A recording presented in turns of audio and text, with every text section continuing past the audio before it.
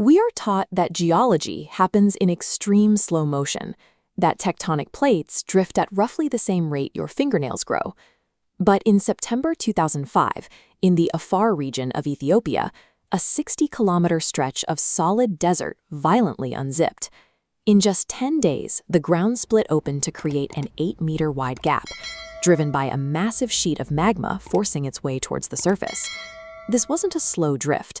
163 earthquakes rattled the region in less than a fortnight, marking a live continental rupture.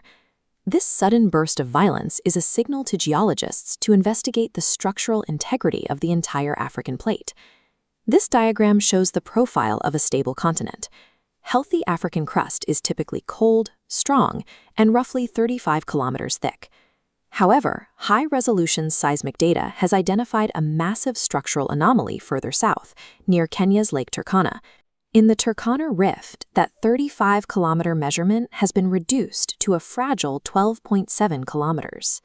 The crust here has entered a phase called necking. Instead of cracking like a brittle solid, the rock is behaving like pulled taffy, thinning and elongating under immense tension. At 12 kilometers, the thinning becomes localized and irreversible. The continent is no longer just stretching, it is structurally failing.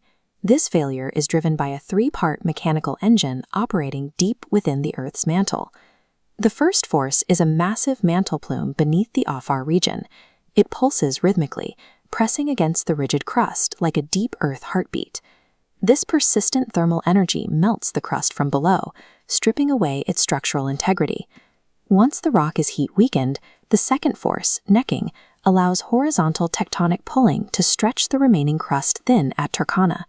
Eventually, the crust reaches the final stage, oceanization. Magma breaches the thinned void and cools to form a brand-new basaltic seafloor. These 3 forces, deep earth pulsing, crustal necking, and magma injection, ensure the eventual severing of the continent. We can see the end result of this process by looking north to the Red Sea. This exact mechanical sequence began tearing the Arabian and African plates apart roughly 23 million years ago.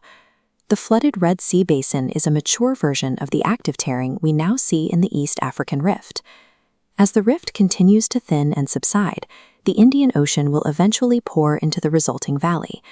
This separation will rewrite the global map, resulting in the birth of the planet's 6th ocean. While that new ocean is millions of years away, tracing the mechanical history of this tear reveals why the rift contains such a dense record of the past. Precise dating shows that the intense necking phase in the Turkana Rift began exactly 4 million years ago. As the crust thinned out, starting 4 million years ago, the land surface dropped, creating massive, low-lying basins. These depressions functioned as sediment traps, rapidly filling with eroded soil and layers of volcanic ash. This 4 million-year transition matches the appearance and diversification of early hominins throughout this specific corridor. When early ancestors died in these valleys, their remains were quickly buried and sealed by the rapid influx of sediment and ash.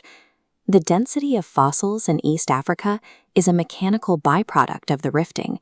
The dropping basins provided the burial conditions needed to protect remains for millions of years. The same geological violence tearing the continent apart is what archaic the origin story of our species. Dive deeper into the hidden secrets that shape our reality. Click the subscribe button, activate the bell, and see you in the next scientific investigation, only on TEMBODocs.